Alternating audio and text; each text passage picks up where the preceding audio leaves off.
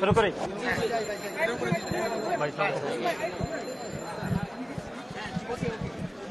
আচ্ছা, যে বিষয়টি জানার জন্য সেটি হচ্ছে দুই একটি গণমাধ্যমে রিটার্নিং কর্মকর্তা, দুই একজন রিটার্নিং কর্মকর্তা, হাউস টিউটর, বিভিন্ন ভোট কেন্দ্রের দায়িত্বপ্রাপ্ত শিক্ষক এবং হচ্ছে যারা বিভিন্ন প্যানেলে ভোট করছেন তাদের অভিযোগের ভিত্তিতে গণমাধ্যমে প্রকাশিত হয়েছে দুর্ভাগ্যজনকভাবে যে ছাত্রদলের বিপি প্রার্থী আবিদ ভোট কেন্দ্রে প্রবেশ করে আচরণবিধি লঙ্ঘন করেছে।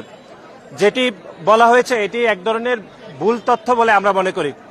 আমরা আপনাদেরকে স্মরণ করে দিতে চাই, ঢাকা বিশ্ববিদ্যালয় কেন্দ্রীয় ছাত্র সংসদ 2025-এর যে আচরণবিধিটি তৈরি করা হয়েছে সেখানের 12 খতে বলা হয়েছে নির্বাচনী কর্মকর্তা কর্মচারী, প্রার্থী, পোলিং এজেন্ট, রিটার্নিং কর্মকর্তা, অফিসার কর্তৃক অনুমোদিত ব্যক্তি ব্যতীত অন্য কেউ ভোট কেন্দ্রে প্রবেশ করতে পারবে না।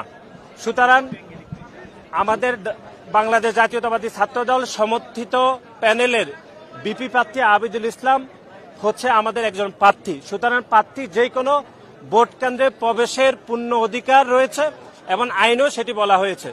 এবং একই সাথে আবিদ গণমাধ্যমকে নিজেও বলেছেন যে রিটার্নিং কর্মকর্তার অনুমতি নিয়ে তিনি ভোট কেন্দ্রে প্রবেশ করেছেন, যা আইনও দেওয়া রয়েছে যে ঢাকা বিশ্ববিদ্যালয় ছাত্র সংসদ নির্বাচন 2025 12 খতে সেটি স্পষ্টভাবে উল্লেখ রয়েছে যে এখানে আবিদ ভোট কেন্দ্রে প্রবেশ করতে পারবে। কিন্তু তারপরও আমরা দেখেছি যে বিভিন্ন দুই একটি গণমাধ্যম এবং বিশেষ করে শিবিরের প্যানেল থেকে বারবার অভিযোগ করা হয়েছে এবং দুর্ভাগ্যজনকভাবে ঢাকা বিশ্ববিদ্যালয়ের কিছু কর্মকর্তা যারা নির্বাচন পরিচালনা করছেন কিন্তু নির্বাচনের আচরণবিধি বিষয়ে তাদের ন্যূনতম জ্ঞান না পেয়েও তারা নির্বাচনের দায়িত্ব পালন করছেন। এটি আমাদেরকে ব্যাপকভাবে আমাদেরকে হতাশাগ্রস্ত করেছে যে অন্তত ঢাকা বিশ্ববিদ্যালয়ের মতো জায়গায় ঢাকা বিশ্ববিদ্যালয়ের মাননীয় শিক্ষকরা কেন আচরণবিধি পড়বেন না, এটি আমাদের কোনোভাবে বোধগম্য নয়।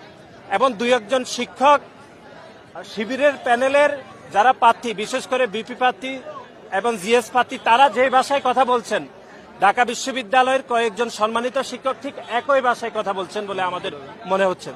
এবং শিবিরের পক্ষ থেকে আজকে অভিযোগ করা হয়েছে যে বাংলাদেশ জাতীয়তাবাদী ছাত্রদল যে 100 মিটারের মধ্যে আমরা যে প্যানেল সিটগুলো বিতরণ করছি তারা এটি অভিযোগ করেছে। অথচ আপনারা দেখেন, আমরা এর আগেও দেখিয়েছি যে তারা গত কয়েকদিন ধরে গুপ্তভাবে ঢাকা বিশ্ববিদ্যালয়ের শিক্ষার্থীদের পকেটে, ঢাকা বিশ্ববিদ্যালয়ের শিক্ষার্থীদের হাতে তারা এই গোপন প্যানেলটি তারা কিন্তু দিচ্ছে।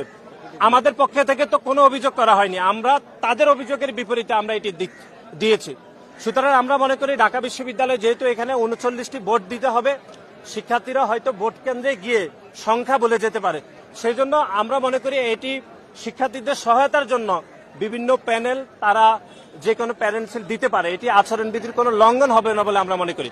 এবং বাংলাদেশ জাতীয়তাবাদী ছাত্রদল এই ভোট কেন্দ্রের 100 মিটার দূরে আমাদের সহায়তা কেন্দ্র আমরা স্থাপন করেছি, সেটাও নিয়ে মিথ্যাচার করা হয়েছে।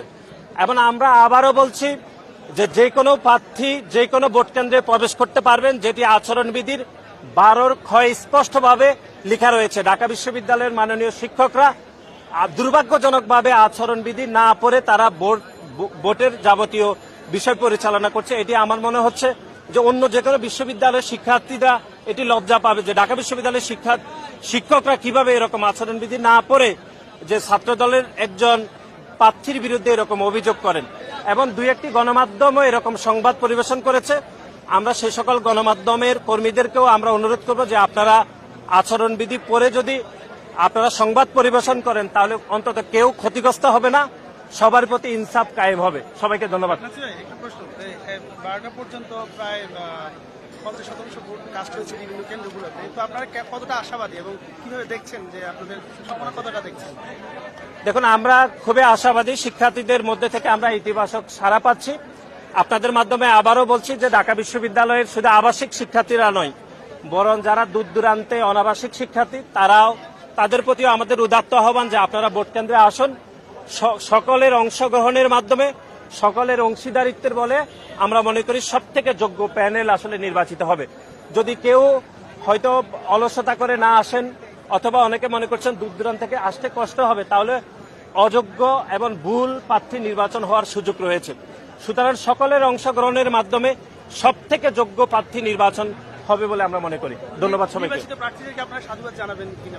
বাংলাদেশ জাতীয়তাবাদী ছাত্রদল প্রথম থেকে এই ডাকসুর বিষয়ে প্রতিটি পদক্ষেপকে আমরা অত্যন্ত ইতিবাচক দিয়েছি। বিশ্ববিদ্যালয়ের সাথে আমাদের পারস্পরিক সৌহার্দ্যপূর্ণ সম্পর্কের ভিত্তিতে আমরা কাজ করছি। সুতরাং যে রেজাল্ট হোক, বাংলাদেশ জাতীয়তাবাদী ছাত্রদল সেই রেজাল্ট অবশ্যই মেনে নেবে। আসসালামু আলাইকুম।